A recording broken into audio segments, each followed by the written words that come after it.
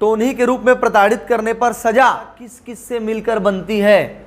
तो लोकसभा, राज्यसभा और नियम से क्या अभिप्रेत है, न्यायालय क्या है, आदि आदि। अध्यक्ष उसके है पदेन रूप से मानवाधिकार आयोग के अध्यक्ष होंगे, क्योंकि यहां पर मानवाधिकार हनन की गुंजाइश बढ़ जाती है।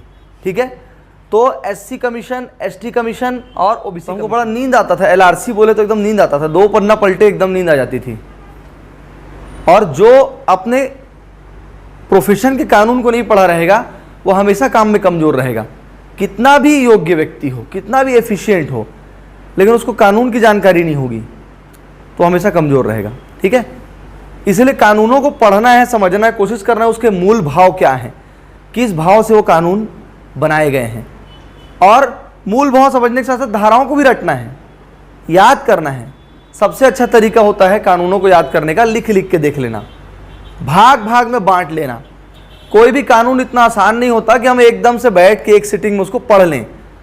वो पानीपत की लड़ाई जितना आसान नहीं होगा, वो जटिल होगा। जटिल इसलिए होगा क्योंकि उसको कोर्ट ऑफ लॉ में डिफेंड किया जाना है।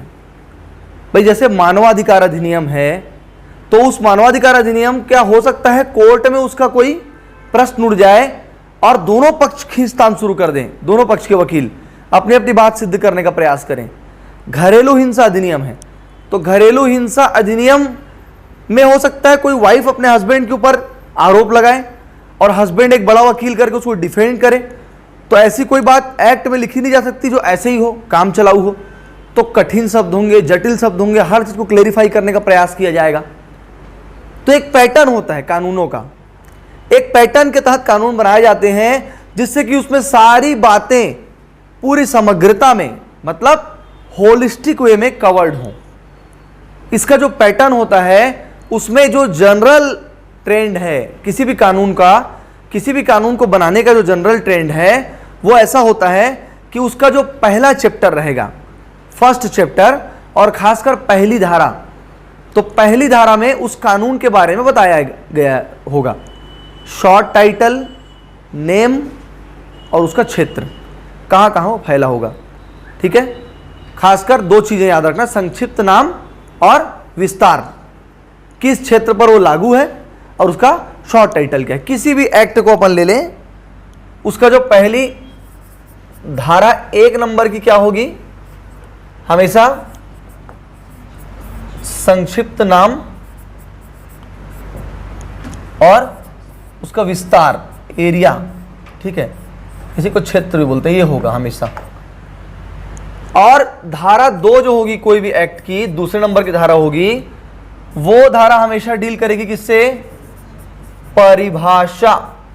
दूसरे नंबर की धारा किससे डील करेगी, परिभाषा।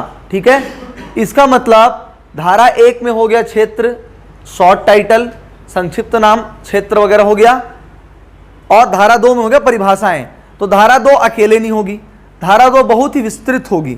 2 का A, B, C, D, E, F, G, जैसे LRC, भूमि क्या है, ठीक है, आम्रकुंज क्या है, जल के नीचे मतलब पानी के नीचे क्या है, पटवारी किसको कहेंगे, तहसीलदार क्या है, ये सारा का सारा चीज डिफाइन होगा धारा 2 में।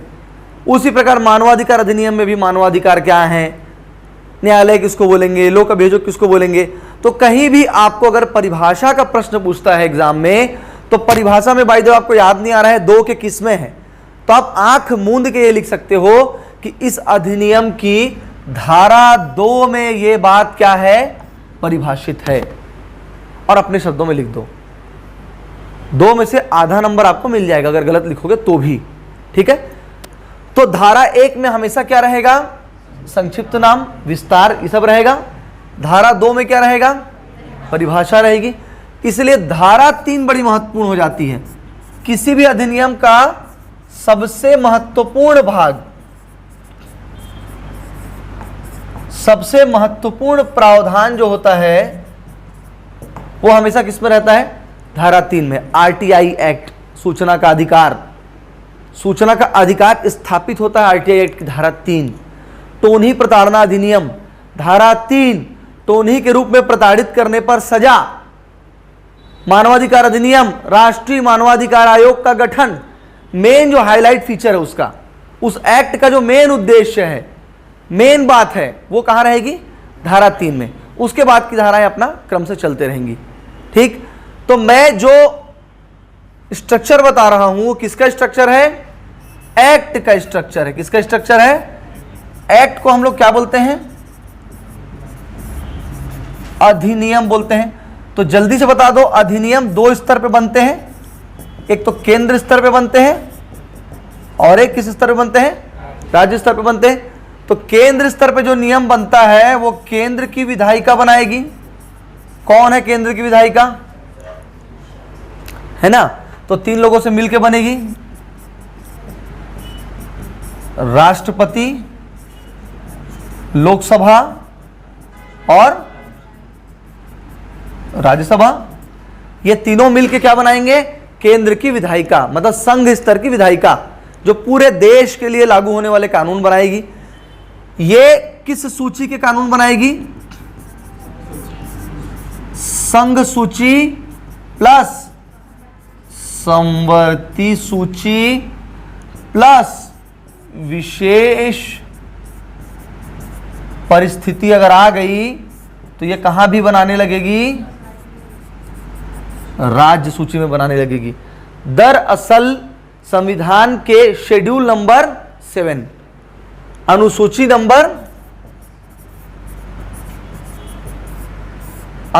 नंबर 7 है और अनुच्छेद कौन सा है,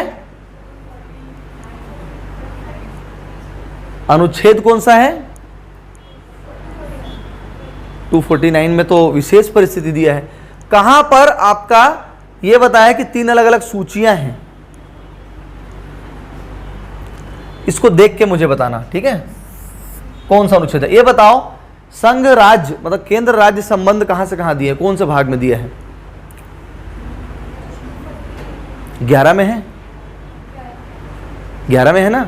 245 से लेकर के कहां तक है, 263 तक है ना, 245 से लेकर के 263 तक। उसी में आपका क्या क्या संबंध है, पहले विधायी संबंध है, उसके बाद क्या है, कार्यपालिक संबंध है। ठीक है, तो ये सब चीजें चलते रहने चाहिए, संविधान को भी चलाते रहो बीच बीच में। अभी ये जिक्र आया ना अनुसूची 7 का, अभी जाके घर में पढ़ डालना कि यार अनुसूची 7 आज क्लास में डिस्कस हुआ है तो कल मेरे को पता होना चाहिए अनुसूची 7 क्या है। फिर उसके बाद आज मैं जिक्र कर रहा हूं आपसे, अनुच्छेद नहीं बताऊंगा मैं भी, तो आप पूरा उठा के पढ़ डालो कि भाग 11 में दरअसल दिया क्या है, संविधान का भाग 11 है क्या। 245 से लेकर के 263 तक पूरा देख डालो क्या है। ठीक है, सरसरी निगाह तो मारना है, पहले पढ़े हुए हैं, एक बार देख लो क्या है। ठीक, तो केंद्र और राज्य के बीच में शक्तियों का बंटवारा हुआ और केंद्र स्तर की जो शक्तियां हैं वो संघ सूची में दी गई हैं। 3 सूची बनाई गई, संघ सूची, राज्य सूची और समवर्ती सूची। संघ सूची में केंद्र बनाएगा मतलब विधायिका बनाएगी संसद, संसद के द्वारा बनाए गए कानून पर हस्ताक्षर कौन करेगा, राष्ट्रपति। 2 सदन संसद में, लोकसभा और राज्यसभा। ठीक है, तो वहां जो कानून बनेंगे उस पर राष्ट्रपति का दस्तखत लगेगा और राज्य स्तर पे जो कानून बनेगा वो बनाएगी कौन, विधानमंडल। तो विधानमंडल प्लस राज्यपाल मिला के राज्य की विधायिका। विधानमंडल से जो कानून पारित हुआ उसका दस्तखत किसका लगेगा, राज्यपाल का दस्तखत होगा, तभी वो जाके कानून माना जाएगा। और एक विशेष परिस्थिति जिसमें कानून बनाया जा सकता है बिना संसद की या विधानमंडल की अनुमति के, वो कौन सी परिस्थिति है जिसमें बिना संसद की अनुमति के कानून बन सकता है, अध्यादेश। 123 केंद्र स्तर पर अध्यादेश जारी करने की राष्ट्रपति की शक्ति, उसी प्रकार 213 अध्यादेश जारी करने की राज्यपाल की शक्ति। तो ये तरीके हैं जिससे कानून बनाया जाता है। ठीक है, तो ये कानून ऐसे हमारे सामने बन के आए हैं। अभी जो कानून हम पढ़ेंगे वो केंद्र स्तर पर बने कानून है जिसको हम संघ बोलते हैं, संघ स्तर बोलते हैं संविधान की भाषा में। और संघीय सूची के जो कानून है वो संसद द्वारा बनाए जाते हैं। हालांकि राष्ट्रपति दस्तखत करते हैं लेकिन बनाया किसके द्वारा कहा जाता है, संसद द्वारा बनाया बोला जाता है। लेकिन प्रश्न जब पूछेगा कि संघ की विधायिका किस किस से मिलकर बनती है तो लोकसभा, राज्यसभा और राष्ट्रपति। ठीक है, तो हम जो कानून पढ़ेंगे उसमें आपके महत्वपूर्ण कानून है, जैसे मानवाधिकार अधिनियम 1993, ठीक है, घरेलू हिंसा से स्त्री का संरक्षण अधिनियम 2005, अत्याचार निवारण अधिनियम, ठीक है, 1989, फिर अस्पृश्यता निवारण अधिनियम जिसको बोला गया सिविल अधिकारों का संरक्षण अधिनियम 1955। तो ये सारे कानून हम लोग पढ़ने वाले हैं।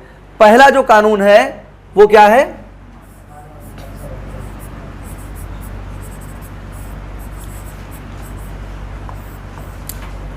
मानवाधिकार संरक्षण अधिनियम कब का है? 1993 का है, 1993 का है। ठीक है, मानवाधिकार संरक्षण अधिनियम 1993। तो क्या पृष्ठभूमि है मानवाधिकारों की? क्या पृष्ठभूमि है? ये पृष्ठभूमि है सेकेंड वर्ल्ड वॉर। क्या है? सेकेंड वर्ल्ड वॉर, द्वितीय विश्व युद्ध।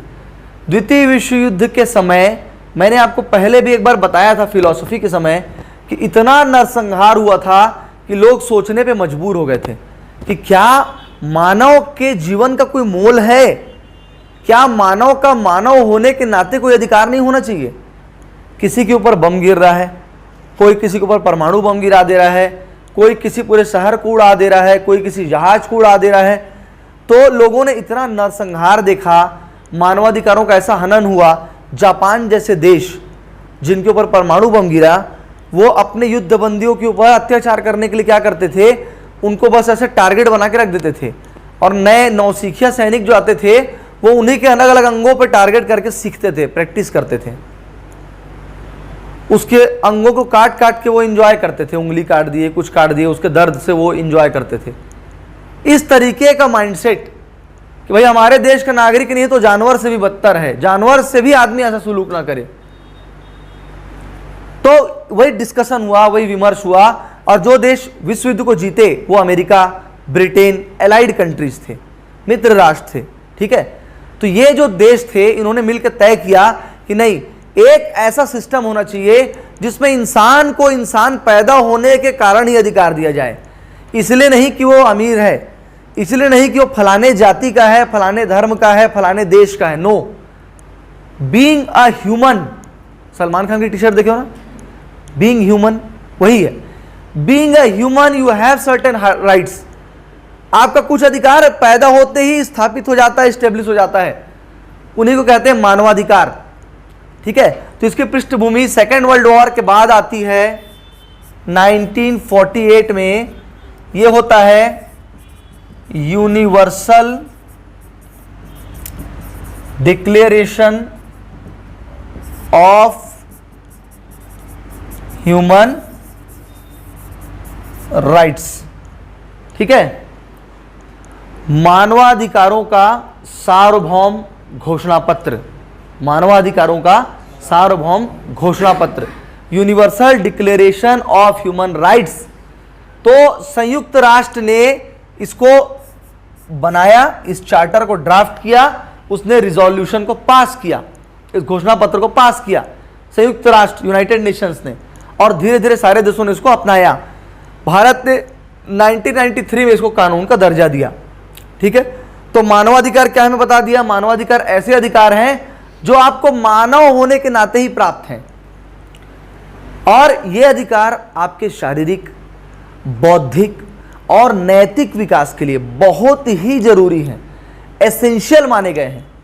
ये फंडामेंटल राइट्स हैं, ये ऐसे अधिकार हैं जिसके बिना आप अपने जीवन को अच्छे से जीने की कल्पना नहीं कर सकते।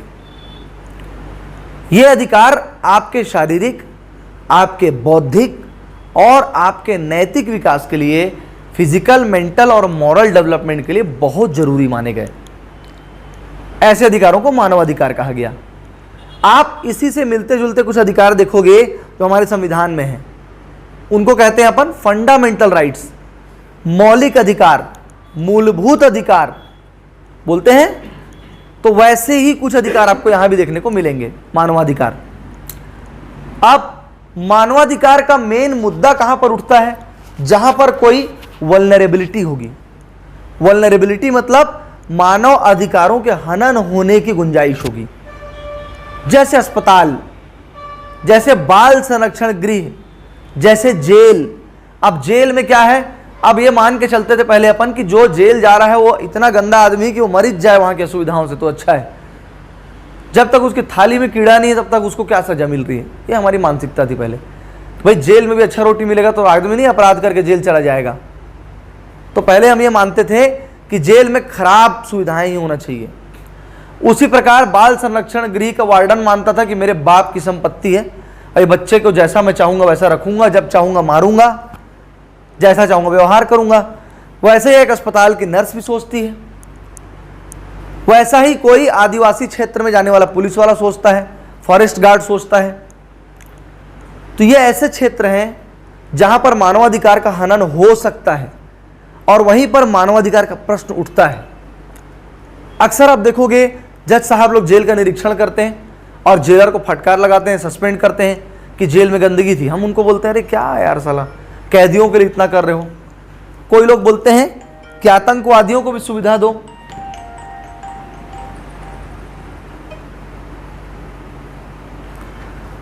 कोई कहता है कि आतंकवादियों को भी सुविधा मिलनी चाहिए, उनका भी मानवाधिकार है। हम तुरंत उसके ऊपर चढ़ जाते हैं कि आतंकवादी इतना गंदा कृत्य किया है, अब उसका क्या मानवाधिकार। तो विमर्श वही है, डिस्कोर्स वही है, चर्चा वही है कि मानवाधिकार सभी मानवों को मिलना चाहिए, ताकि बहस ये हो कि मानवाधिकार का हनन किसी भी सूरत पे नहीं हो सकता। अगर आतंकवादी तक को मानवाधिकार मिलेगा तो सामान्य आदमी को तो मिलेगा ही मिलेगा, कहने का मतलब ये होता है। ठीक है, तो अब हम लोग अधिनियम के अंदर जाएंगे। मानवाधिकार संरक्षण अधिनियम, देखो इसमें क्या है मोटा मोटा।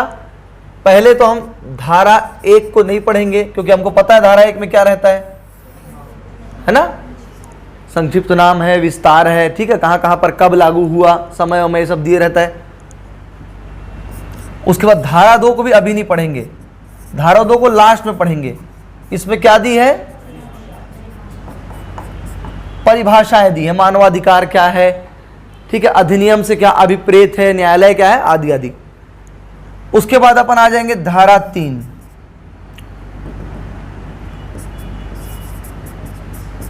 धारा 3 है ना, धारा 3 से हमारे काम की बात शुरू हो जाएगी। ठीक, धारा 3 से तो अपन कंपैरेटिव पढ़ने का प्रयास करते हैं, क्योंकि धारा 3 में दिया है राष्ट्रीय मानवाधिकार आयोग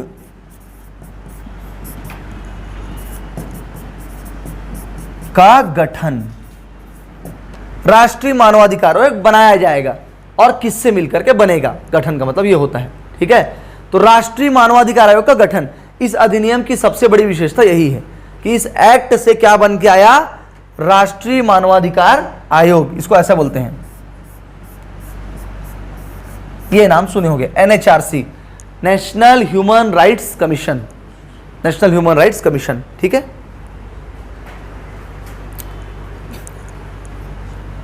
तो हम देखते हैं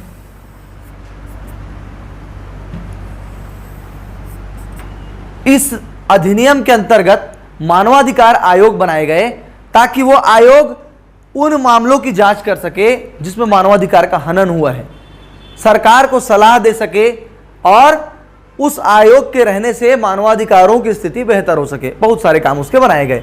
तो इसलिए हमने 2 प्रकार के मानवाधिकार आयोग बनाए हैं। पहला है NHRC, NHRC मतलब क्या होगा, राष्ट्रीय मानवाधिकार आयोग। दूसरा है SHRC, राज्य मानवाधिकार आयोग, ह्यूमन राइट्स कमीशन। ठीक है, तो सबसे पहले आप देखोगे धारा 3। धारा 3 में क्या दिया है, धारा 3 में दिया है राष्ट्रीय मानवाधिकार आयोग का गठन। धारा 3 में क्या दिया है, राष्ट्रीय मानवाधिकार आयोग का गठन। धारा 4 में क्या दिया है, धारा 4 में दिया है कि इसमें नियुक्तियां कैसे होंगी। अब आयोग बनेगा तो कुछ सदस्यों से मिलकर बनेगा। आयोग का मतलब यही होता है कुछ सदस्य हो बैठ करके निर्णय ले किसी मामले पर, है ना। तो आयोग के सदस्य जो बनेंगे उनकी नियुक्ति कैसे होगी ये दिया हुआ है।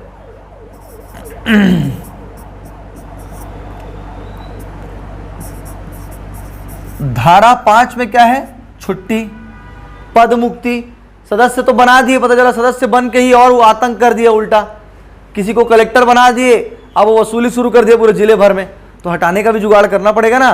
किसी को आप मुख्यमंत्री बना दिए, अब पूरे प्रदेश में आतंक फैला दिया, वो थाना भर से बांध दिया, बोले 1 लाख रुपए चाहिए मेरे को, साले किसी का गला काटो, कुछ करो, किसी को अंदर करो, तो फिर उसको हटाना पड़ेगा, है ना। तो दिए रहते हैं प्रावधान। पद मुक्ति, धारा 6 में क्या दिया है, कार्यकाल, और धारा 7 में दिया है कार्यवाहक अध्यक्ष। इसी प्रकार इसी की साइमल्टेनियस धाराएं हैं। धारा 21, इसमें भी क्या होगा, गठन। इसके 4 के समकालीन क्या हो जाएगी, समकक्ष क्या हो जाएगी, धारा 22, फिर आ जाएगी धारा 23, फिर ऐसा चलते रहेगा, धारा 24, धारा 25। ठीक है, सबसे पहले देखेंगे धारा 3, धारा नंबर 3। धारा 3 क्या बोलती है, राष्ट्रीय मानवाधिकार आयोग का गठन। मतलब ये कहती है कि सरकार एक राष्ट्रीय मानवाधिकार आयोग बनाएगी। ठीक, राष्ट्रीय मानवाधिकार आयोग बनाएगी, बनाया जाएगा, और वो राष्ट्रीय मानवाधिकार आयोग किससे मिलकर बनाया जाएगा, तो उसका एक अध्यक्ष होगा। कितना अध्यक्ष होगा, ऑब्वियस सी बात है एक ही होगा। उसके 5 स्थायी सदस्य होंगे, परमानेंट मेंबर होंगे, स्थायी सदस्य होंगे, और उसके 7 जो है पदेन सदस्य होंगे, 7 पदेन सदस्य होंगे। गिनती आते है तुम्हारा, अध्यक्ष कद का होई, स्थायी सदस्य कद का होई, पदेन सदस्य कद का होई। तो स्थायी और पदेन में क्या अंतर हुआ भैया,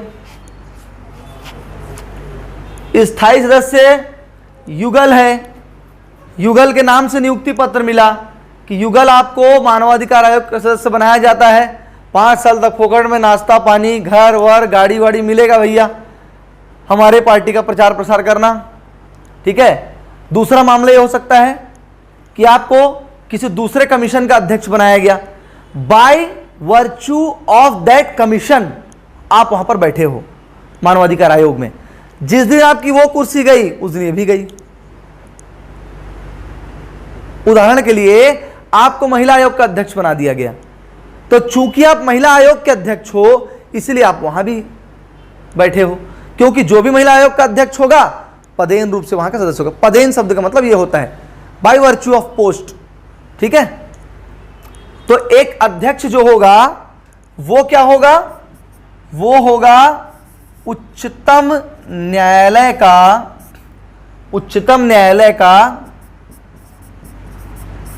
सेवानिवृत्त न्यायाधीश या मुख्य न्यायाधीश। समझ लो कि शॉर्ट फॉर्म, उच्चतम न्यायालय का न्यायाधीश सेवानिवृत्त या मुख्य न्यायाधीश। दरअसल इस कानून को मजबूत करने के लिए बनाया गया था कि मानवाधिकार आयोग का अध्यक्ष पदेन रूप से जो भी रिटायर होने वाला न्यायाधीश है वही होगा। जो भी उच्चतम न्यायालय मतलब सुप्रीम कोर्ट का चीफ जस्टिस जैसे रिटायर होगा तो वो क्या बन जाएगा, मानवाधिकार आयोग का अध्यक्ष बन जाएगा। पावरफुल व्यक्ति था।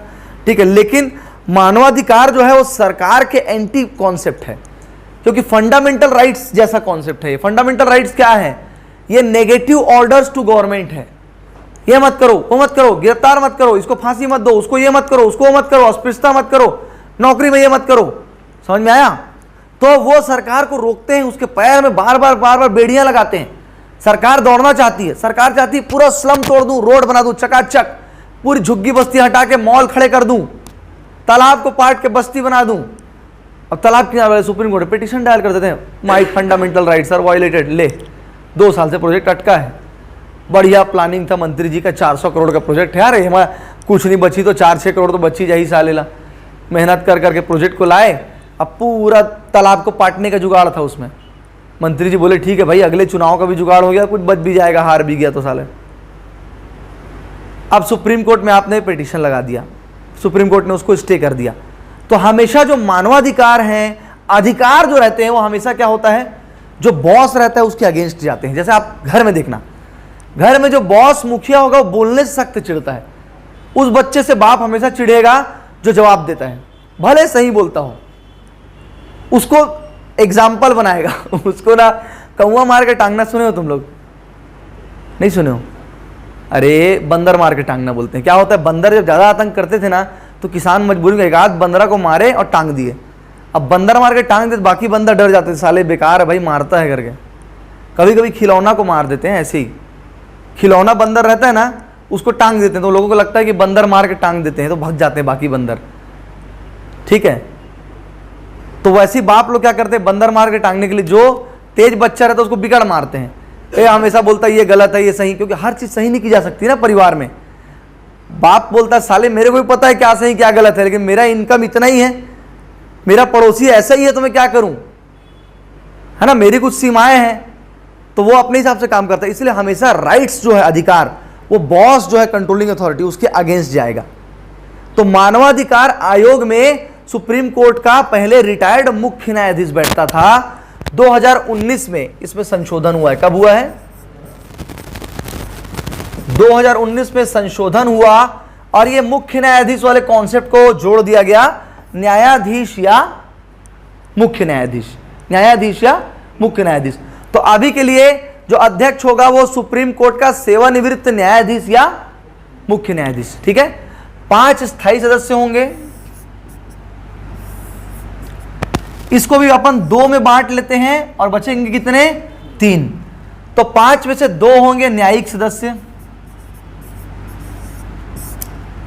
इसमें से भी 1 होगा सुप्रीम कोर्ट का जज, ठीक है, सुप्रीम कोर्ट का जज होगा। और 1 कौन होगा? हाई कोर्ट का जज, मतलब न्यायाधीश। ये भी अगेन मतलब ये भी सेवारत भी हो सकता है और सेवा निवृत्त भी हो सकता है। सेम चीज यहां पर भी लागू होगी, ठीक है। तो 2 जो मेंबर होंगे वो न्यायिक होंगे। सुप्रीम कोर्ट का एक जज होगा सेवानिवृत्त या कार्यरत, और दूसरा क्या होगा? हाई कोर्ट का सेवारत या सेवानिवृत्त जज।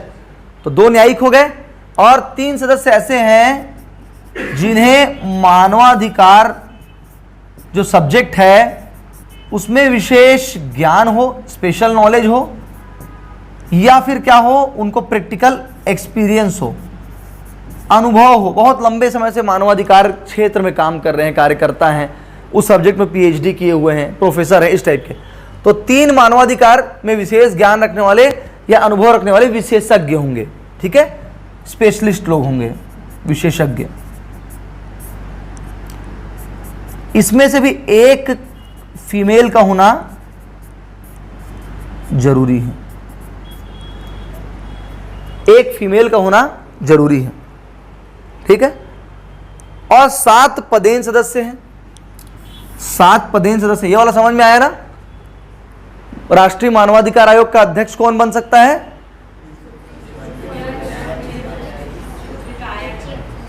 ठीक है। 5 स्थायी सदस्य हैं, इसमें से न्यायिक कितने हैं और विशेषज्ञ कितने हैं?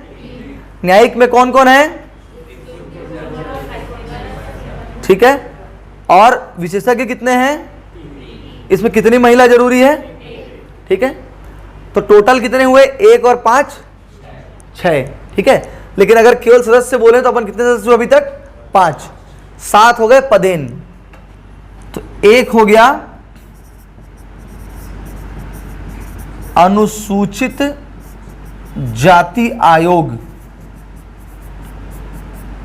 है ना, अनुसूचित जाति आयोग का अध्यक्ष एक हो गया अनुसूचित जनजाति आयोग का अध्यक्ष, एक हो गया अन्य पिछड़ा वर्ग आयोग का अध्यक्ष हो गया। ये सब राष्ट्रीय है ना, राष्ट्रीय है ना। अन्य पिछड़ा वर्ग आयोग के अध्यक्ष हो गया। एक हो गया अल्पसंख्यक आयोग,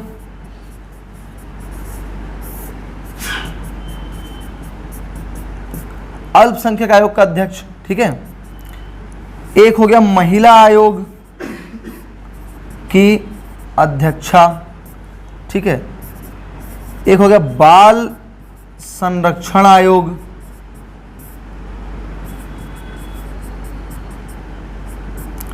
और एक हो गया दिव्यांगजन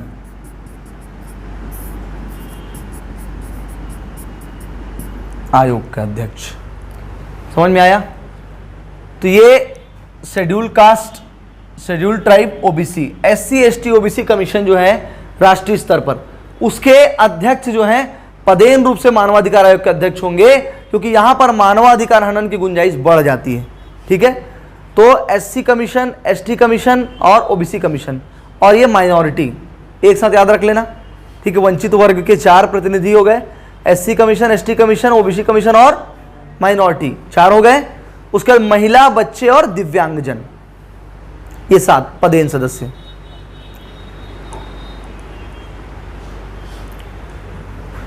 अब धारा 4, धारा 4 में क्या बोला? नियुक्ति की बात किया। नियुक्ति की बात करता है, मतलब इनकी नियुक्ति कैसे होगी। अब किसकी नियुक्ति करना है इसमें? इन्हीं की नियुक्ति करोगे और इनकी नियुक्ति करोगे। 6 लोग की नियुक्ति होगी, बाकी लोग तो पदेन सदस्य हैं। तो ये 6 की नियुक्ति कैसे होगी, कौन करेगा? तो इनकी नियुक्ति के लिए एक फॉर्मूला बनाया गया कि एक नियुक्ति समिति बनेगी।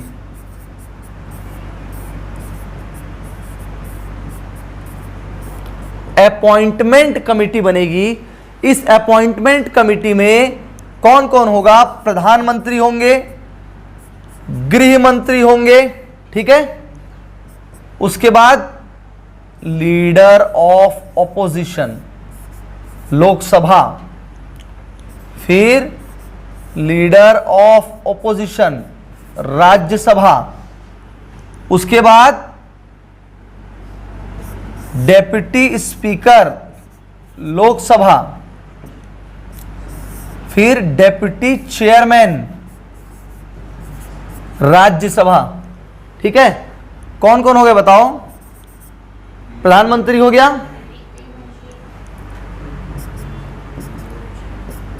गृह मंत्री हो गया,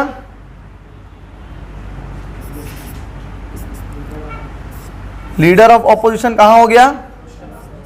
लोकसभा, फिर लीडर ऑफ ऑपोजिशन कहां हो गया? फिर स्पीकर होगा ना, स्पीकर होगा, स्पीकर, स्पीकर होगा।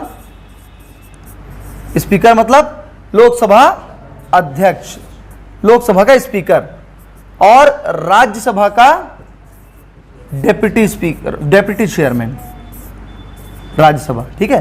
क्योंकि उसको सभापति कहते हैं राज्यसभा वाले को, है ना। उपसभापति राज्यसभा वाले को, क्योंकि सभापति कौन होता है? उपराष्ट्रपति। तो उपराष्ट्रपति को तो इनके साथ बैठाएंगे नहीं, संवैधानिक पद है। तो इसलिए जहां पर भी स्पीकर के साथ कोई बात आएगी तो उपराष्ट्रपति की जगह डिप्टी चेयरमैन आ जाएगा राज्यसभा का, ठीक है। तो ये लोगों की समिति बनेगी, नियुक्ति समिति। ये धारा 4 में दिया गया है। इसके बाद आ जाएगा धारा 5।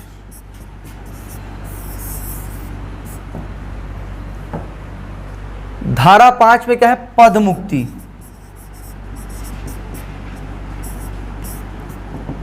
अब पद मुक्ति 2 तरीके से हो सकती है। एक तो हो सकता है स्वैच्छिक, है ना, और दूसरा हो सकता है हटाया जाना। तो स्वैच्छिक है तो ये लोग राष्ट्रपति को अपना क्या दे सकते हैं? त्याग पत्र दे सकते हैं। राष्ट्रपति को त्याग पत्र दे सकते हैं। लेकिन हटाया जाना कैसे होगा? तो हटाया जाना के लिए आधार है सिद्ध कदाचार या असमर्थता। एक पैरामीटर है, एक पैमाना है, सिद्ध कदाचार और असमर्थता। मतलब कोई आपने ऐसा करप्शन किया, कहीं पर मानवाधिकार की जांच करने गए और 2-4-5 हजार रुपए जेब में चुपचाप डाल लिए और रिपोर्ट गलत सलत बना के आ गए और आपका केस प्रूफ हो गया, तो वो कहलाएगा सिद्ध कदाचार, प्रूफ्ड मिसबिहेवियर और इनकैपेसिटी, असमर्थता, आप सक्षम ही नहीं हो अपना काम करने में। ये प्रूफ्ड मिसबिहेवियर और असमर्थता को कौन सिद्ध करेगा? उच्चतम न्यायालय। कौन सिद्ध करेगा? तो उच्चतम न्यायालय से जांच होगी। उच्चतम न्यायालय क्या करेगा? इसकी जांच करेगा, जांच करेगा। किसके कहने पर करेगा? किसके कहने पर करेगा? केवल और केवल राष्ट्रपति के कहने पर करेगा। राष्ट्रपति के कहने पर इसकी जांच करेगा और जांच में अपनी रिपोर्ट देगा। और रिपोर्ट के आधार पर काम कौन करेगा? राष्ट्रपति। राष्ट्रपति इसको हटा देगा। ठीक, राष्ट्रपति इनको हटा देगा। तो इनको हटाए जाने का आधार दिया है कहां? धारा 5 में। क्या आधार है? सिद्ध कदाचार या असमर्थता। ठीक है, इसके अलावा कुछ आधार होते हैं, जैसे पहला क्या होता है? कहीं और अगर आपने वैतनिक, ठीक है, वैतनिक नियुक्ति ले ली, वैतनिक नियुक्ति मतलब पेमेंट बेसिस पे कहीं और आप काम करने लगे, तो भी आपको हटा देंगे। दूसरा होता है अगर आप दिवालिया घोषित हो गए, इंसॉल्वेंट। क्या होता है इंसॉल्वेंट? दिवालिया।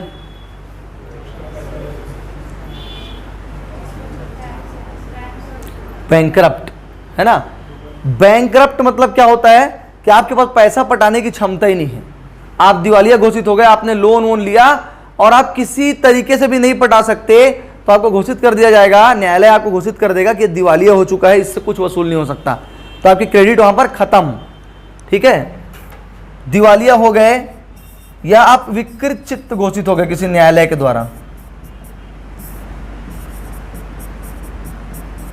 कि मानवाधिकार आयोग का सदस्य है और रोज टेबल ऊपर खड़े होकर डांस करता है, मतलब अनसाउंड माइंड, दिमाग से कमजोर, पागल हो गए, तो ये भी कुछ आधार हैं जिसके आधार पे हटाया जा सकता है। तो ये दिया धारा 5 में। धारा 6 में क्या दिया हुआ है? धारा 6 में दिया है कार्यकाल। तो कार्यकाल कितना होगा? 3 साल या 70 वर्ष आयु। इसमें क्या होगा? जो भी पहले आए टाटा बाय बाय, जो पहले आए उसको माना जाएगा। 70 साल के हो गए हो, 1 ही साल काम किए हो, विदाई। 3 साल हो गया, 65 साल के ही हो तो भी विदाई हो जाएगी। ठीक है, तो जो भी पहले आ जाए उसको माना जाएगा। 3 साल या 70 साल की आयु, इसको याद रखना। 3 साल या 70 साल की आयु इसलिए याद रखना जरूरी है क्योंकि ये एक्सेप्शन केस है। सामान्यतः 5 साल 6 साल का कार्यकाल होता है और पहले था भी 5 साल और 70 साल था, लेकिन उसको 2019 में संशोधन करके 3 साल कर दिए हैं। ठीक है, 3 साल कर दिए, तो 6 हो गया। उसके बाद धारा 7 क्या बोलता है? धारा 7 कुछ नहीं बोलता है। धारा 7 बोलता है कार्यवाहक अध्यक्ष बनाए जा सकते हैं।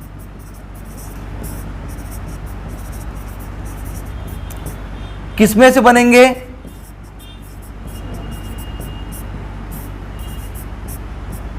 सदस्यों में से किसी एक को बनाएंगे।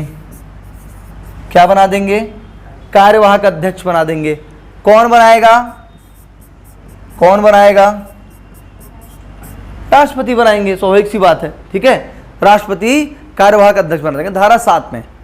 ठीक, सेम आपका रिपीट होगा राज्य वाले में। अब देखो, मैं बताया था आप लोगों को धारा 3 को कहां से जोड़ देना? 7 या 7 या 21, धारा 21 से आप जोड़ दो 3 को, तो 21 में क्या हो गया, गठन हो गया। किसका गठन, राज्य मानवाधिकार आयोग, C for commission, H for human, R for rights. ठीक, तो इसका गठन कैसे होगा,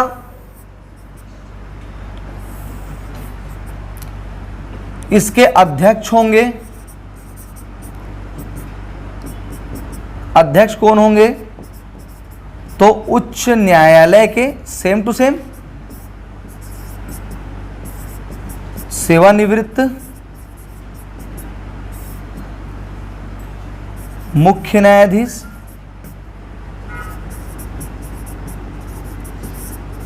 या न्यायाधीश।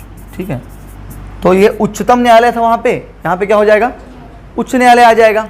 ठीक है, उसके बाद सदस्य, तो इसमें एक सदस्य न्यायिक सदस्य होगा, एक सदस्य क्या होगा, न्यायिक होगा। न्यायिक में हो सकता है उच्च न्यायालय का जज, ठीक है, चाहे एक्टिंग हो चाहे रिटायर्ड हो, चाहे एक्टिंग हो चाहे रिटायर्ड हो, चाहे काम कर रहा हो चाहे सेवानिवृत्त हो। ठीक है, या एक सदस्य में से किसी जिला न्यायालय के जज को भी बना सकते हैं, जिला न्यायालय के न्यायाधीश को भी बनाया जा सकता है। इसके लिए मिनिमम कितना एक्सपीरियंस होना चाहिए,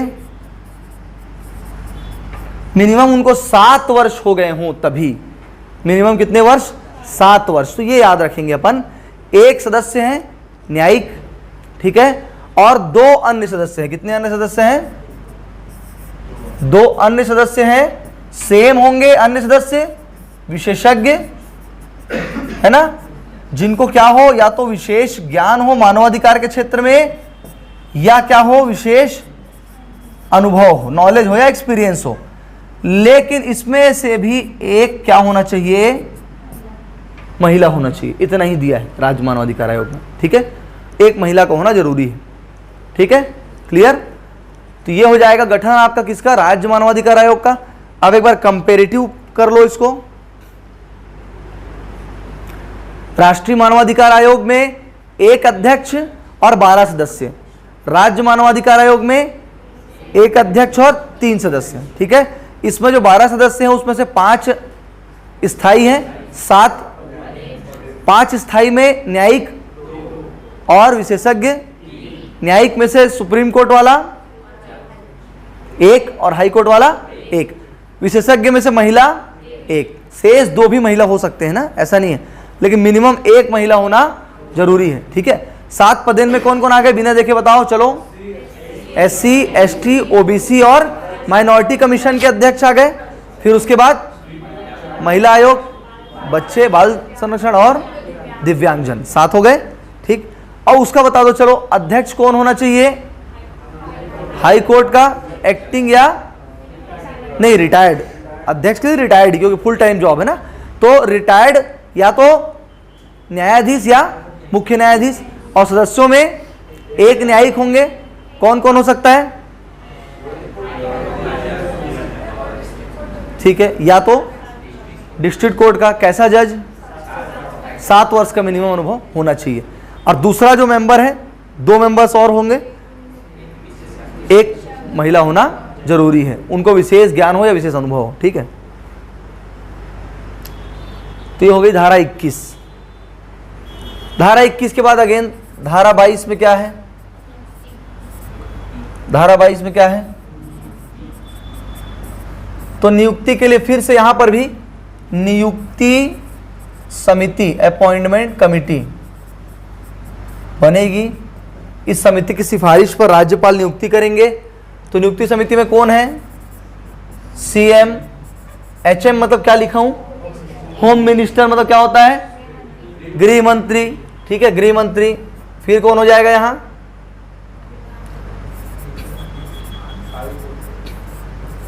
विपक्ष का नेता हो जाएगा, नेता प्रतिपक्ष। ठीक है, फिर क्या हो जाएगा, विधानसभा का अध्यक्ष स्पीकर हो जाएगा, है ना। चूंकि हमारे यहां विधान परिषद नहीं है, इसलिए जहां पर विधान परिषद होगी वहां पे कौन बढ़ जाएगा, लीडर ऑफ ऑपोजिशन बढ़ जाएगा विधान परिषद में पहला, और दूसरा कौन बढ़ जाएगा, विधान परिषद का अध्यक्ष। ये बढ़ जाएगा जहां विधान परिषद होगी। सेम फॉर्मूला है, सेम कॉन्सेप्ट है, ठीक है। चीफ मिनिस्टर हो गया, मुख्यमंत्री, गृह मंत्री, फिर विपक्ष का नेता, और उसके बाद विधानसभा अध्यक्ष। जहां पर परिषद है वहां विधान परिषद विपक्ष का नेता और वहां का अध्यक्ष, ठीक है। ठीक है, तो ये नियुक्ति समिति के आधार पे होगी। लेकिन याद रखना ये समिति वहां भी है, लिखा नहीं हूं मैं, वहां पे लिख नहीं पाया हूं, इसको याद रखना। नियुक्ति समिति अपनी सिफारिश देगी। सिफारिश किसको देगी, राज्यपाल को देगी, और वहां किसको देगी, राष्ट्रपति को देगी। और नियुक्ति कौन करेगा, राज्यपाल और राष्ट्रपति, ठीक है, राज्यपाल और राष्ट्रपति। तो नियुक्ति के बाद क्या करेंगे अपन, नियुक्ति के बाद क्या करेंगे, पद मुक्ति भी कर सकते हैं, सेम आधार है। बस एक चीज याद रखना, यहां भी पद मुक्ति वैसे ही होगी, या तो स्वैच्छिक होगी, स्वैच्छिक होगी तो त्याग पत्र देगा राज्यपाल को। किसको देगा,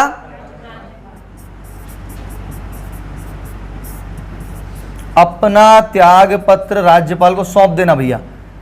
और एक हो सकती है हटाना, तो ये हटाना जो है राज्यपाल नहीं कर सकते, ये हटाना कौन कर सकते हैं, कौन कर सकते हैं।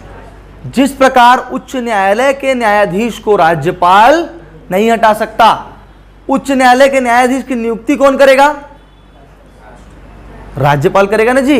अरे उच्च न्यायालय के न्यायाधीश को नियुक्त राज्यपाल करेगा, शपथ राज्यपाल दिलाएगा, लेकिन उसको हटाने का काम कौन करेगा, समझ में आ गया, हटाने का काम कौन करेगा, राष्ट्रपति करेगा। उसी प्रकार जो हमारा मानवाधिकार आयोग है, राज्य मानवाधिकार में आयोग में नियुक्ति करने का अधिकार किसको है, राज्यपाल को है, लेकिन हटाने का अधिकार राज्यपाल को नहीं है। ठीक उसी प्रकार अपना त्याग पत्र ये लोग दे सकते हैं, जैसे उच्च न्यायालय के न्यायाधीश दे सकते हैं। अगर आपको रेजिग्नेशन देना है तो हाई कोर्ट के न्यायाधीश राज्यपाल को दे सकते हैं, लेकिन हटा नहीं सकता राज्यपाल। उसी प्रकार जो ये राज्य मानवाधिकार आयोग है, उसके सदस्य और अध्यक्ष को भी त्याग पत्र तो ले सकता है, उनका इस्तीफा ले सकता है, लेकिन राज्यपाल हटा नहीं सकता। हटाएगा कौन, राष्ट्रपति। किन आधारों पर हटाएगा, क्या आधार है हटाने का, एनएचआरसी की तरह सेम टू सेम सिद्ध कदाचार असमर्थता, उच्चतम न्यायालय में केस प्रूफ हो, राष्ट्रपति रिफर करे, वो जांच करे, केस प्रूफ हो, रिपोर्ट दे, तब जाके हटाएगा। कठिन बनाया गया है, समझ रहे हो, क्योंकि राज्य के एंटी काम करना है ना, सरकार का ही तो गलती निकाल के बताना है, ठीक है, इसलिए। तो ये पद मुक्ति हो गई, इसमें ध्यान रखना राष्ट्रपति ही हटा सकता है। फिर धारा 24, धारा 24 पद मुक्ति के बाद क्या था, अगेन कार्यकाल सेम है, अगेन कार्यकाल सेम है, कितना, 70 वर्ष, 3 वर्ष या 70 वर्ष, जो भी पहले हो, कार्यकाल सेम है, ठीक है। अच्छा ये बताओ, पुनर्नियुक्ति हो सकती है क्या, पुनर्नियुक्ति हो सकती है क्या इनकी, पुनर्नियुक्ति या अन्य पद ले सकते हैं क्या, नहीं ले सकते। रीअपॉइंटमेंट नहीं हो सकता और कोई दूसरा पद धारण नहीं कर सकते। ये सब पदों को स्वतंत्र बनाए रखने के लिए किया जाता है। जैसे उच्चतम न्यायालय का न्यायाधीश है, कोई पद नहीं ले सकता। निर्वाचन आयोग का अध्यक्ष है, कोई पद नहीं ले सकता, ठीक है, किसी प्रकार का पद उसको ऑफर नहीं किया जा सकता, नहीं ले सकता वो, ठीक है। 24, 25 पर फिर क्या हो जाएगा, कार्यवाहक अध्यक्ष हो जाएगा, बस इसको यहीं खत्म कर लेते हैं।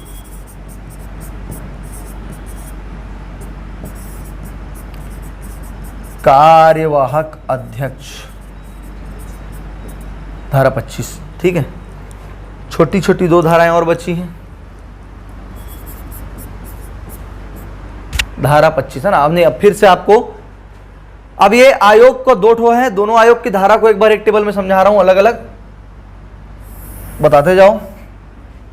धारा 3 में क्या दिया है, किसका गठन,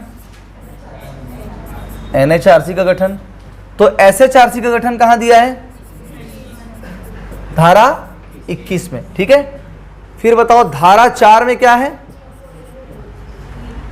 नियुक्ति, किसकी नियुक्ति। धारा 5 में क्या है,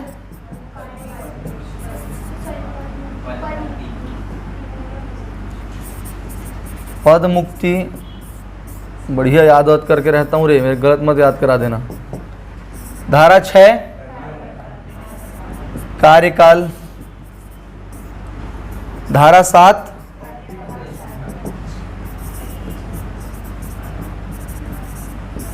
कार्यवाहक अध्यक्ष, ठीक है, एक्टिंग चेयरमैन। धारा 21 के बाद आ जाएगा नियुक्ति, किस में आ जाएगा, 22 में। फिर धारा 23 में क्या आ जाएगा, पद मुक्ति। फिर धारा 24 में क्या आ जाएगा, फिर धारा 25 में क्या आ जाएगा, हो गया, ठीक है।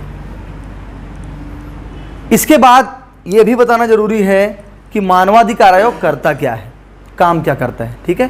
तो मानवाधिकार आयोग के काम बताए जाएंगे आपको धारा 12 में। धारा 12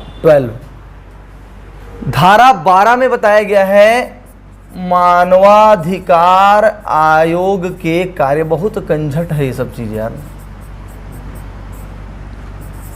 मानवाधिकार आयोग के कार्य बोर लगते हैं सब पढ़ने में, बड़ा है ना। अपन खुद सोचते हैं, चलो खुद ही सोचो तुम लोग क्या क्या करता होगा, सोच के बताओ। एक एक पॉइंट आ जाएगा, पूरा आ जाएगा। चलो बताओ। बड़ा बोर है ना, मैं लिखते जाऊंगा, तुम्हें पढ़ोगे तो बिल्कुल इंटरेस्ट नहीं आएगा। बताओ ना।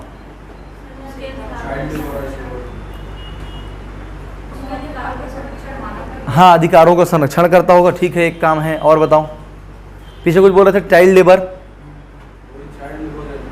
रोकता होगा। और काम सोचो ना स्पेसिफिक। देखो देखो, सुनो सुनो सुनो सुनो सुनो सुनो। मोला पीएससी पास करना है, ये क्या है, मेरा उद्देश्य है। काम क्या है, किताब निकालना है, टेबल जमाना है, किताब को रखना है ना, कॉपी में लिखना है आंसर। समझ रहे हो, उद्देश्य और कार्य में अंतर समझो। अब बताओ काम क्या क्या करता होगा। सुबह उठ के क्या किए, देश को मैं विश्व गुरु बनाऊंगा। अरे किए क्या तय, तो मैं उठा, नहाया धोया, शर्ट पहना, ऑफिस गया और अपने काम को बढ़िया से किया। तो क्या क्या किया, तो इस तरीके से बताओ क्या क्या करता होगा। एक तो बता रहा हूं, शिकायत की जांच करना। भाई मानवाधिकार का संरक्षण तो करना है, लेकिन कैसे, काम क्या करेगा, यह पूछ रहा हूं तुम लोग से। जैसे मैं एक बताया, जैसे मैंने शिकायत किया मेरे मानवाधिकार का हनन हुआ है भैया, आप जांच करो, तो मानवाधिकार आयोग जांच करेगा। और क्या क्या करना चाहिए इसको, सजा देता होगा क्या, एक हो सकता है पॉइंट। चलो मान के चलते हैं, सजा देना एक काम हो सकता है। और बताओ, एडवाइस करता होगा, वेरी गुड। सलाह देता होगा, किसको सलाह देगा, सरकारों को देगा जिसके ऊपर दारोमदार है। दारोमदार है, नहीं समझते हो ना। चलो और बताओ, और क्या काम होगा। शिकायतकर्ता को न्याय दिलवाना, ठीक है, वो भी बढ़िया है, सही बात है, वेरी गुड। जहां पर संभावना है हनन होने की, वहां पर जाना पड़ेगा, जैसे अस्पताल, जैसे जेल, जैसे संरक्षण गृह, जैसे बाल संरक्षण गृह, इनका विजिट करना, दौरा करना। और बताओ,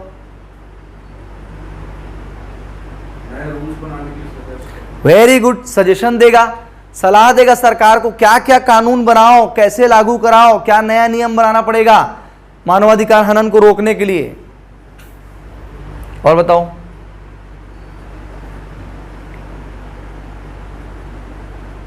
आ गया, लगभग काम आ गया। और बताओ एक दो काम और हो सकता है। जागरूक, यस, मानवाधिकार के संबंध में जागरूकता फैलाना, लोगों को जागरूक करना, है ना, तरह तरह के कार्यक्रम चला के लोगों को मानवाधिकार के प्रति न केवल जागरूक करना बल्कि संवेदना भी जगाना, सेंसिटाइज करना, ठीक है। और सरकार का कच्चा चिट्ठा भी तो खुलेगा, कच्चा चिट्ठा भी तो खुलेगा सरकार का, है कि रिपोर्ट प्रकाशित करना। महामहिम राष्ट्रपति जी, ये आपकी रिपोर्ट है, मीडिया में दे दिया हूं। इस बार हमारे देश में पिछले बार की तुलना में 300% ज्यादा मानवाधिकार हनन हुआ और कुछ नहीं। मुझे कुछ भी करने का अधिकार नहीं है। मानवाधिकार आयोग एक पंगु आयोग बनाया गया है। पंगु आयोग बनाया गया है, मैं क्यों कह रहा हूं? क्योंकि वो देख तो सकता है लेकिन चल के जाके उसको रोक नहीं सकता। उसको केवल देखने का अधिकार है। वो देख देख के चिल्ला सकता है कि देखो ना यार, मानवाधिकार का हनन हो रहा है, कुछ तो करो, कुछ तो करो। मतलब उसको एक एफआईआर करने का भी अधिकार नहीं है, एक दिन का सजा देने का भी अधिकार नहीं है। उतना तो हमारे नायब तहसीलदार साहब लोग भेज देते हैं, मानवाधिकार हनन होता है 2-4 दिन के लिए जेल। उतना भी अधिकार नहीं सुप्रीम कोर्ट के रिटायर्ड जस्टिस और चीफ जस्टिस को। तो मानवाधिकार आयोग को काम करने का अधिकार, सजा देने का अधिकार, लेकिन रिपोर्ट प्रकाशित करता है और वही रिपोर्ट सरकार के ऊपर प्रेशर का काम करती है। सारे के सारे मीडिया चैनल उसको चलाते हैं, अखबार में आता है, न्यूज में आता है, हर जगह उसकी डिबेट होती है। बताओ मानवाधिकार हनन के इतने केस बढ़ गए, ये हुआ वो हुआ, तो उससे दबाव बनता है। जब जेलों में जांच करने जाते हैं तो सीधा फोन करके चमकाते हैं अपने डीजीपी को, क्या तमाशा लगा करके तुम्हारी जेल में, जेलर साहब सस्पेंड। दबाव बनता है। कुछ करने का पावर नहीं है लेकिन सजेशन दे सकता है, लिखित सलाह दे सकता है। और अगर लिखित सलाह पे आप काम नहीं करोगे तो आपकी जिम्मेदारी तय होगी आगे चल के, ठीक है। तो हम लोग देखें कि मानवाधिकार आयोग के क्या क्या कार्य हैं। तो एक कार्य हो गया शिकायत की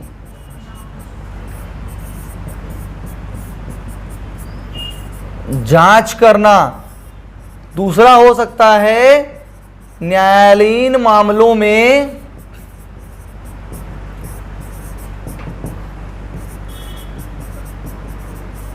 न्यायालय के आदेश से जांच करना। न्यायालय बोलती भाई जांच करो, तो इसमें हुआ है क्या, मेरे यहां एक केस चल रहा है, तब जांच करेगा। जेल, संरक्षण गृह, अस्पताल,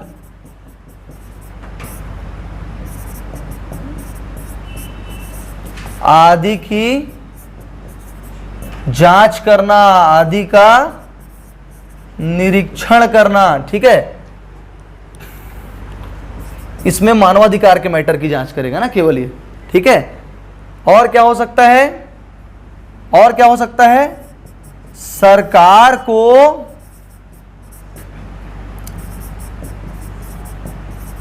मानवाधिकार हनन, मतलब उसका हनन रोकने संबंधी सलाह दे सकता है,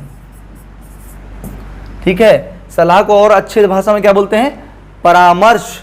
क्या बोलते हैं, सरकार को परामर्श दे सकता है कि आप ऐसा ऐसा कीजिए तो मानवाधिकार का हनन रुकेगा। अंतरराष्ट्रीय कानून के संबंध में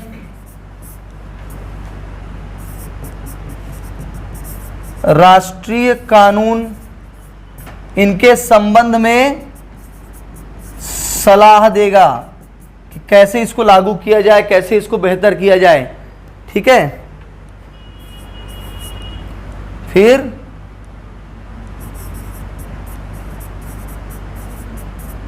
कार्यवाही के लिए सरकारों को रिपोर्ट देगा।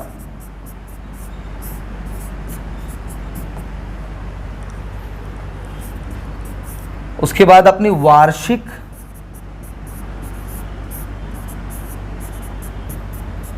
रिपोर्ट प्रकाशित करवाएगा।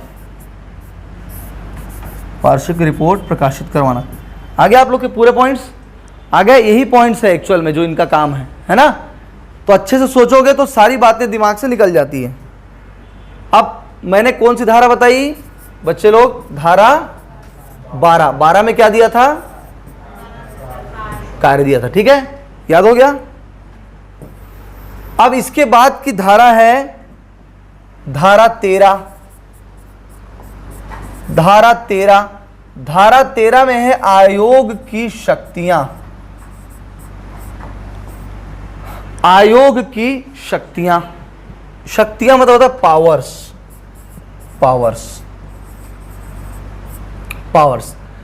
तो आयोग के पास 3 प्रकार की शक्तियां हैं। पहला है समन कर आहूत करना, दूसरा है शपथ पर कथन लेना, ठीक है, शपथ पर कथन लेना।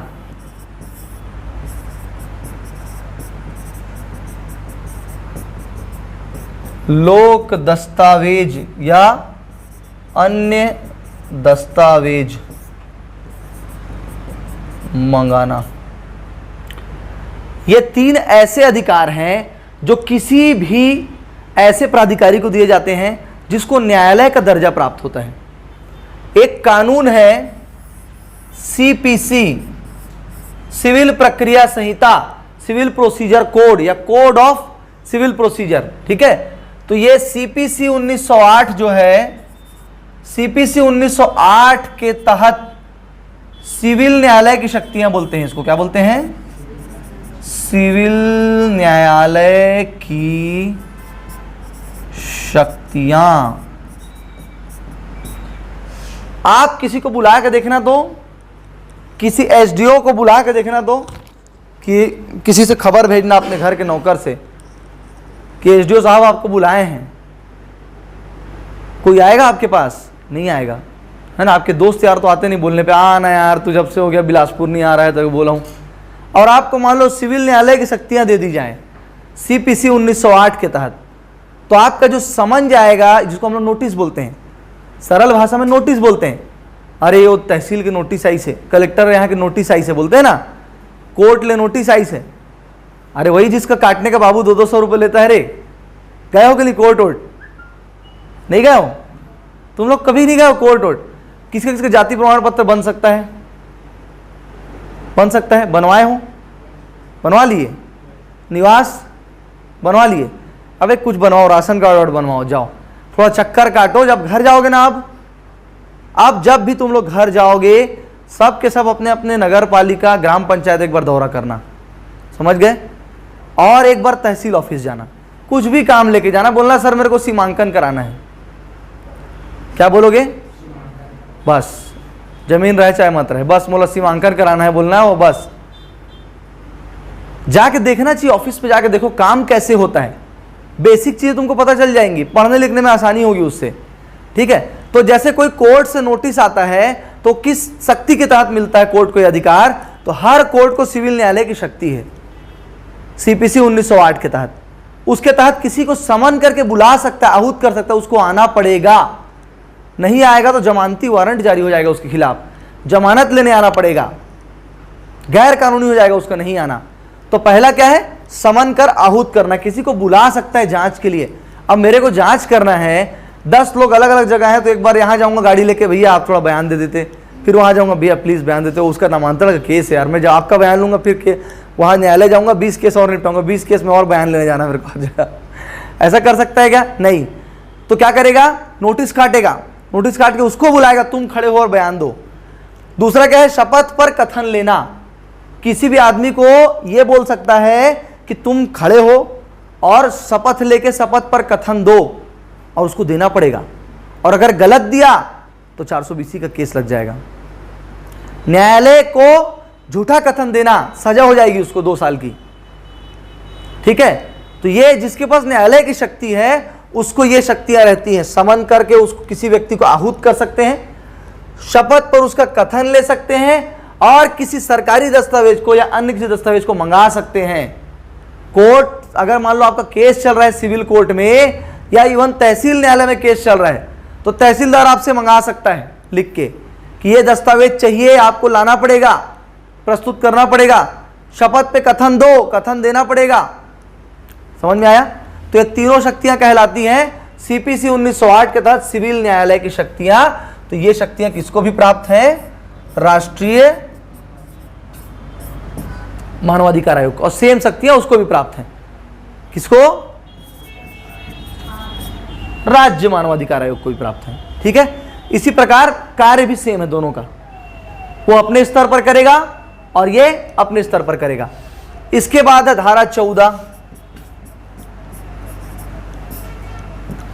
धारा 14, तो धारा 14 में क्या है? अन्वेषण के प्रावधान है।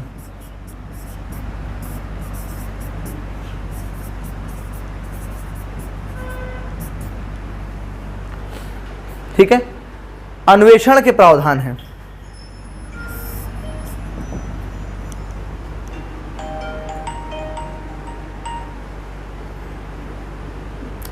हमको मंगला चौक के पास आना, मंगला चौक के पास। हाँ, कहाँ पर है तू अभी? मैं लोकेशन भेज रहा हूँ, लोकेशन में आ जा।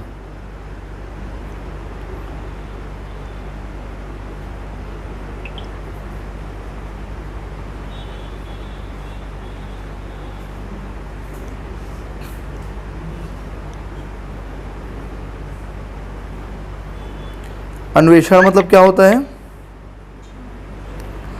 अन्वेषण को अंग्रेजी में क्या बोलते हैं? क्या बोलते हैं? इन्वेस्टिगेशन। कौन करता है इन्वेस्टिगेट?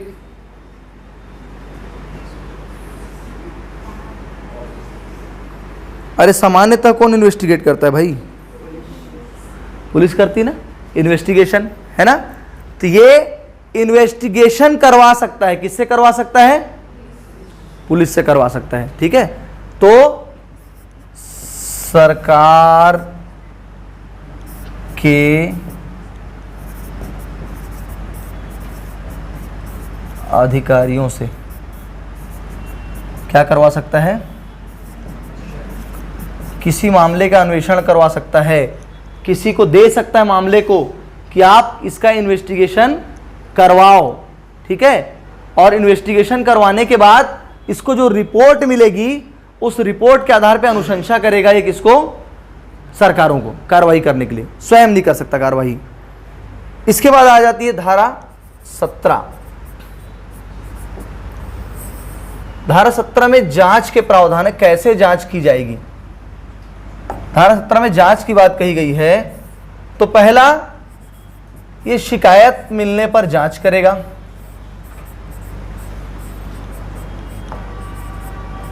शिकायत पर उसकी जांच करेगा। ठीक है, ये किसी आवेदन को जांच के लिए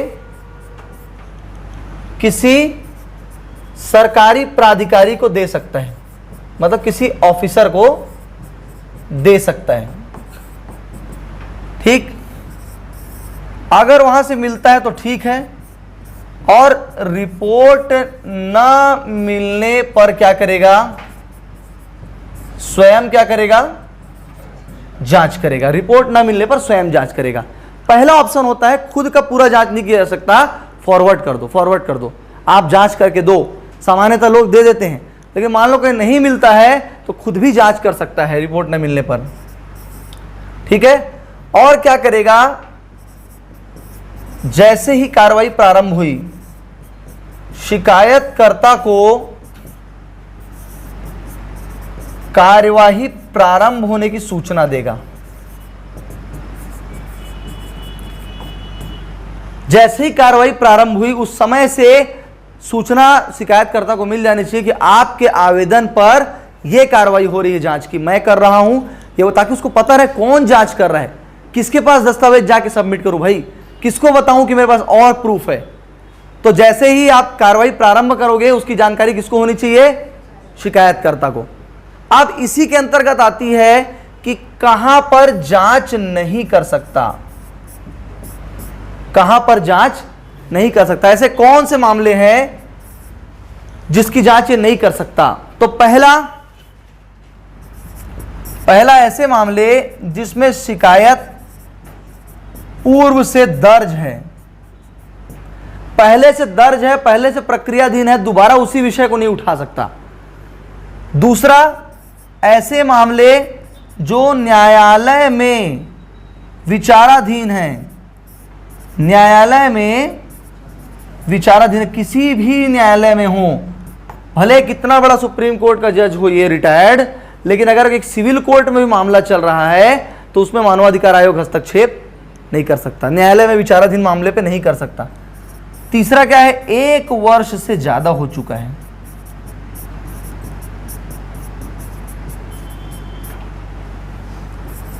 ऐसी घटना, अब भाई मेरे को कोई व्यक्ति आता है, शिकायत करता है कि सर 1970 में ऐसा ऐसा हुआ है इमरजेंसी के टाइम में, चलो इसको जांच करो, तो क्या मानवाधिकार आयोग ले लेगा? कहां से लाएगा सबूत, गवाह कहां से लाएगा, है ना? तो अभी तत्काल के मामलों पे कॉन्सेंट्रेट नहीं कर पाएगा वो, लोग उसको बाधित करेंगे उसके काम को, इसलिए 1 साल से पुराने मामलों पे जांच नहीं कर सकता। तो ये 3 आप लोग याद रखना, पहले से शिकायत दर्ज हो, न्यायालय में विचाराधीन मामला हो, या 1 वर्ष से ज्यादा घटना को हो गया हो, ऐसे मामलों की ये जांच नहीं कर सकता। तो ये है धारा 17, ठीक है। एक धारा है 30 में क्या है? मानवाधिकार न्यायालय। 30 में क्या है?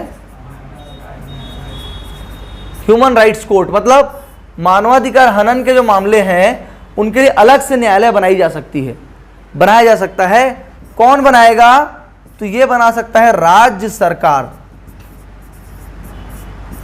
राज्य सरकार उच्च न्यायालय के सीजे, मुख्य न्यायमूर्ति जो होते हैं, मुख्य न्यायाधीश, उनकी सहमति से, अनुमति कहना ठीक नहीं होगा, उनसे सहमति लेगा, ठीक है, उनके एग्रीमेंट से, उनकी सहमति से ये बना सकता है। कहां बना सकता है? जिला स्तर पर। तो किसी जिला न्यायालय को विशेष न्यायालय घोषित कर सकता है।